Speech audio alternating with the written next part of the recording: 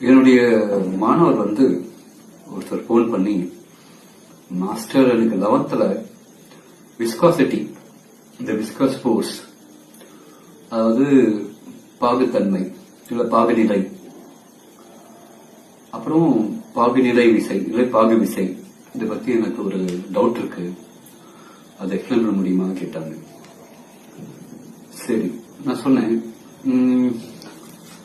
என்ன பண்ணுங்க, வீட்டுல பண்டில் ஆஃப் ஷீட்ஸ் இருக்கா அப்படின்னு கேட்டேன். இருக்கு மாஸ்டர், எடுத்துட்டு வாங்க அப்படின்னு. எல்லாம் போன்ல தான் எடுத்துட்டு வந்தாங்க. சரி, இப்ப அந்த ஷீட்ஸ் இந்த கார்டு இந்த கார்ட்ஸ் விளையாடுவீங்களா, அந்த கார்ட்ஸ் விளையாடும் போது என்ன பண்ணுவீங்க, இப்படின்னு பண்ணுவீங்க. அப்ப அது ஒரு கார்டு மேல ஒரு கார்டு அரேஞ்ச் ஆயிருக்கும். ஆனா ஒரு கார்டு மேல இருக்க கார்டுக்கும் கீழே இருக்க கார்டுக்கும் கொஞ்சம் முன்னாடி இருக்கும், அடுத்த கார்டு கொஞ்சம் முன்னாடி இருக்கும், அடுத்த கார்டு முன்னாடி இருக்கும். அந்த மாதிரி ஒரு ஸ்லாண்டிங்கா